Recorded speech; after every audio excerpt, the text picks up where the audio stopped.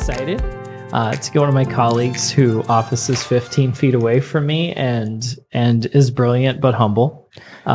Jonathan Coppess, thank you so much for being here today. Thank you, Craig. I'm actually excited to be on this, but I do caution your listeners that you just began with 2 lies at the very beginning. Well, it's good. It's good to know offhand. Not humble, and we'll leave it at not that. humble, and certainly not brilliant. So, Jonathan, if you share a little bit about what you do at the University of Illinois, we'd love to learn that. Yeah, I mean, I'm kind of hesitant to, but so my focus is on agricultural policy, federal agricultural policy, which we typically think of or typically talk about is the Farm Bill. I do some legal analysis and research too on the side, but particularly in years like this, the Farm Bill becomes an all-consuming topic of conversation, work, and focus. So I wanted to have you on specifically in a time where the Farm Bill is important and relevant. Because what this podcast, we have multiple audiences of the podcast, but some of those audiences do include investment advisors, wealth managers, portfolio managers who are helping make decisions of allocation and strategy. And we see more and more money to the tune of billions of dollars pouring into non-stock and bond investments, especially in the last 12 months, where we've seen some big volatility in equities markets, and we've seen kind of dry powder money going into alt markets. So I wanted to talk more about the Farm Bill, and I wanted to kind of get into this idea that it matters and it ripples through the world around us, and it matters to me as a consumer, and it matters to me when I look at the world of alts. So I guess I just wanted to kind of open up. If you're teaching a 200 level class and some brave soul raises their hand and said, well, tell me about the Farm Bill, what's it touch? What does it guide, and why is it relevant? Yeah. And we gotta stick this plug because most of your listeners probably immediately hear Farm Bill and we're about to tune out. So hopefully we keep them engaged. Keep going. And funny you mentioned class. I do teach a class on the public policy development of this. And so we just got through a semester. I love it. So I'll try to answer this in less than 16 weeks of class time discussion. So as you point out, a Farm Bill, it touches a broad array of things in agriculture and food. And I'll give a couple just top level examples. So it's a reauthorization statute. So we have existing programs and policies directly impacting farmers. So everything from what we would, you typically call subsidies, direct income assistance to producers of certain commodities and across the country. Another big area is conservation. So again, direct assistance to farmers for the adoption of conservation. So we think of that as investments in soil health and cleaner waters. We have crop insurance, which is a huge impact on farming and on production. And then the largest item in the Farm Bill is a direct assistance program to low-income individuals and families to purchase food. So it helps put food on the table where individuals' incomes or family household incomes are simply, to a level that you struggle to get by. From there are a multitude. There's about 12 titles in this thing. To get sort of to get deep into the nerdiness. There's about 1,000 pages of legislative text. Usually, the Congressional Budget Office projects that over 10 years, we're talking about $1 trillion to $1.4 trillion in spending over 10 years. Okay, to be clear. But there are programs in there invest in rural economic development. We help with the Farm Bill helps with things in small communities like wastewater and other infrastructure, as well as economic development for businesses and communities. There are programs in there that invest in market development and in foreign markets and trade development for American commodities and agricultural products. We sit at a wonderful land grant institution, and all of the agricultural research and much of the food research that is funded by the federal government is authorized in a Farm Bill. Some other items, there's forestry. We've in recent Farm Bills invested a little bit into bio-based products and energy and those sorts of things. So it really, like I said, it touches a really broad, what we call it omnibus legislation. It's not single topic. It's a host of programs and topics within the jurisdiction of the committees on agriculture in the United States Congress. Do we see that process as smooth, contentious? Like walk me through. I can only imagine the stakeholders at work here. So there are a lot of stakeholders at work. So nothing in Congress right now is smooth or functioning, it appears. And the Farm Bill falls in that category, unfortunately. Here's how I would put it. So when things are working, all right, and we have this sort of functioning process, larger process, not just in a farm bill. A farm bill actually, because it brings together this broad coalition, so farm interests, environmental interests and conservation, low income assistance, research and economic development, and on, right? There's a lot of, as you said, stakeholders and interests come in. What we see is this broad coalition can be extraordinarily functional. And what I typically talk about in this is that you give me a functioning farm bill coalition and I can guarantee you passage through the House and the Senate because the votes are behind it. Nice. But when you tear apart that coalition or complicate that coalition, I can almost guarantee it never moves or it gets defeated because that coalition is absolutely important and absolutely critical to the process. So presuming Congress itself is working in some form or fashion, which we'll be blunt, it's just not right now. Then the Farm Bill vote counting is so long as you've got all those pieces of the puzzle working together, typically is very successful. It's actually a very powerful political coalition. But then, the flip side of that is it's also really tough to manage. You have a lot of interests. Sure. You have a lot of, not always competing, but you have some truly competing interests. And the way, and I'll just throw this in and then I will try to avoid too much talking about it.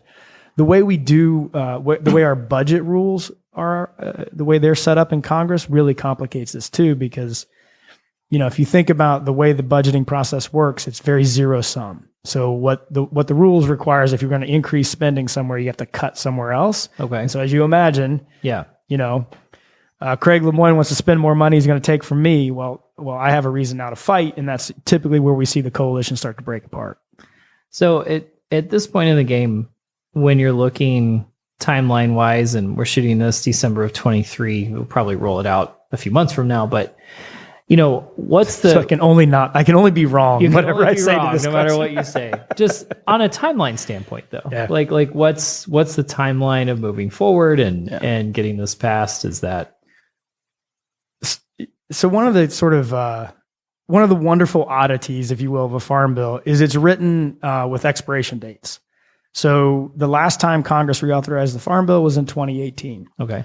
And everything was written for 5 years. All right. And that is kind of the more, in the last 30 or so years, that's been the tradition. Every 5 years, everything we authorized has an expiration date or a sunset date, which is kind of a gimmick, right? The whole idea is that means the best concept or the best sort of part of that is it requires a reconsideration of everything. So we're going to reconsider crop subsidies or conservation programs based on new information. How did the last set of programs operate? What have we seen change in agriculture? What kind of new investments should we think about? That's sort of our ideal reason for doing every 5 years. And then you put that sort of, cliff in there, that sunset date, to force Congress to act. Because if they don't act, then really bad things might happen as a result. And so the 18 Farm Bill technically expired in 2023. Okay. We had some maybe high expectations, maybe unreasonable expectations that this Congress would reauthorize in this past year, and that clearly hasn't happened, and we can go into the myriad reasons why it is not. What Congress did manage to pull off just before the Thanksgiving holiday was they extended the 2023 Farm Bill through 2024, so we have a bit of a reprieve. Okay. But we're entering 2024 with, I would say very, very much lowered expectations between the challenges we've seen in the last year, the challenges of funding the federal government in particular, and then we have an election on the horizon, and campaign season tends to consume Congress pretty quickly. So it's going to be really difficult for them to, I think, reauthorize in 2024, but we have a few windows where we're going to be watching really closely. Probably one of them when this episode comes out, sometime between early February and the end of March could be an important work period for Congress. Okay. Well, we will all keep our fingers crossed on that front, by all means. Yes, particularly you, whose office is close to mine, and you may hear me screaming and going through various phases of the anger and grieving frustration. process. It's important. There's steps. There's not steps. I'd pull my hair out, but I have none left. So that's come over. Maybe we'll have a guest. You can pull their hair out. So I kind of, to take a step back, Farm Bill wise, right? To kind of make it. So one of the things that some of our listeners have, or let's say you've got a doctor, right? Or a physician or high income person. And they're like, all right, I've got my retirement plan at work and I've got some investments in home equity. And, it would be pretty cool if I went out and bought, let's say, 100 acres. And I'm going to have a hobby farm, or I'm going to have someone else farm it, right? Or I'm going to cash lease. But the idea of that world is, what do I need to know, right? Because I think that's one of the things you start to see in high net worth clients. Yeah. Okay, we need to asset allocate, all right? Well, I've had this romantic idea about land, right? Land, there's this romanticism there. So maybe instead of investing in a product or a derivative or some sort of ETF or mutual fund or REIT, I'm actually going to buy land. Yeah. Well, now all of a sudden, I think I do need to know a little bit about the Farm Bill, don't I? It could help. And it's funny you set it up that way because, and I will not name a member of my family whose doctor talks to them frequently about farmland and has purchased farmland. And in fact, we in Illinois in particular, we see roughly 60 to 65% of the farmed acres are rented, are owned by somebody who does not farm, and they're rented out to a farmer that does. So a couple of things. And our colleague Bruce Sherrick talks a lot about the hedging potential of farmland and its value because it has been on an upward trajectory since the 80s. So it's been a pretty steady asset. So there's a couple things I will note. For the landowner, and of course land is very expensive. So this is not a simple purchase. It is quite expensive to buy farmland, particularly in a state like Illinois. So what we see, a couple things, right? You're going to rent that out to somebody to farm. Okay. That producer is going to buy crop insurance. And while crop insurance is permanent and does not need a Farm Bill reauthorization, Farm Bills tend to make changes to crop insurance. And we see it mostly trying to expand which crops can and which farmers can get insurance. The farmer is going to receive the payments from what we call the Title I or commodities programs. Those are the subsidy programs.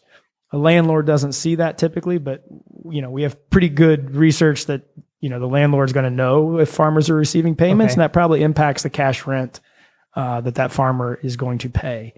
I would argue the most important is the conservation programs. Here are, like I said, investments in that farmland itself.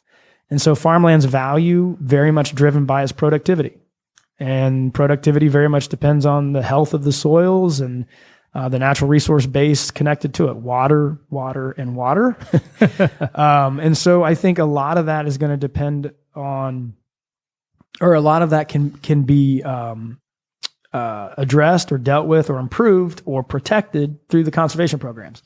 So if we have a farmer, if you're a landowner and your farmer is going to adopt cover crops, for example, that's a way to, that's a crop that goes on after the cash crop is harvested. It protects the soil.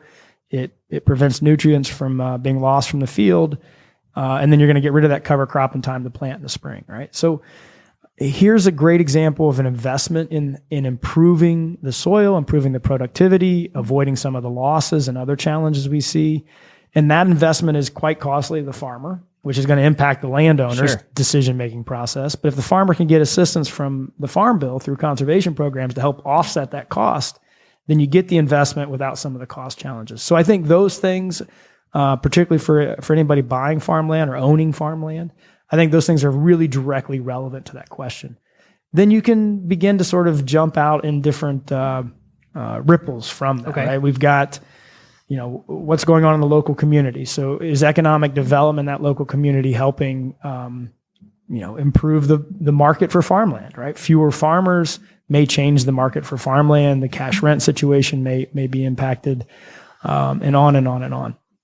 At an outward sort of ripple of this is the food assistance programs. So we are spending roughly $100 to $120 billion every year in the Supplemental Nutrition Assistance Program, which used to be called food stamps. That's that direct assistance to help buy food. That is an indirect subsidy to the farmer because those dollars are only used to purchase food. And last time I checked, farming produces food. So it does have that impact. And it's quite stunning when you think about more than 40 million Americans in this. 40 million of our fellow citizens every month on average need help buying food. And so this is a huge impact on the consumer sort of base of this, even though, somebody owning farmland or farming may not directly see that, it does have an impact. Well, it has a big benefit, right? Because it would drive, to some extent, demand that, may be tougher to get otherwise. Yeah, I mean, you can think of a variety of situations. A family struggling to make ends meet, right, is having to make decisions on car payments and rents or mortgage payments and energy bills and grocery bills and on and on and on. And so this is a bit of assistance that helps them. And to your point, that money goes directly into the food system. That is buying food at the grocery store for them to put on the table. Which to any landowner or farmer, right, is going to ripple through that farm bill. Yeah. So thank you for that. I think that's a very good kind of conversation to have, even on a financial advisor level, right? When you're talking to someone about farm disconservation and understanding this process that we go into with that. I guess the next question, kind of back to Farm Bill, and this is then more from an interesting standpoint. When our federal government budget runs out of money, right? There's occasional time people get furloughed, people don't get paid. Is that an outcome possibility? And with the Farm Bill, or I mean, what's sort of the push to get it done on that end? Yeah, well, so I'm trying to think. There's two different parts of an answer to that. Okay. So if Congress fails to fund the federal government, we run into that problem. You have federal employees who are furloughed, and then you have nobody to run these programs or do any of the basic operational work that the agencies do, which is incredibly important. I mean, these are large, complicated programs that have to be operated. In terms of if a farm bill expires, so there's some oddities built into this, right? This sort of gimmickry to make Congress act. Technically, if a farm bill expires, the Title I programs, these direct payments to producers when prices or revenues fall below certain levels, would end, and farmers wouldn't receive those payments. But what we have is something called a permanent law backstop. And what would happen is our federal agricultural policy, at least on paper and technically through the legal statutory text, would revert to a 1949 Act statute and program. Oh, man. Which you can only imagine is maybe really sort of odd and outside the bounds of modern economy and agriculture. So there is a threat, albeit one that may be more in technical terms than actuality. There is a threat that our entire farm support system could flip back to 1949 Act policy. If it did that, I'm gonna run and hide. Like you're not gonna see me. No, I imagine I'll have free reign of this building if that's the case. It'll just become the financial planning center for financial planning. That's probably right.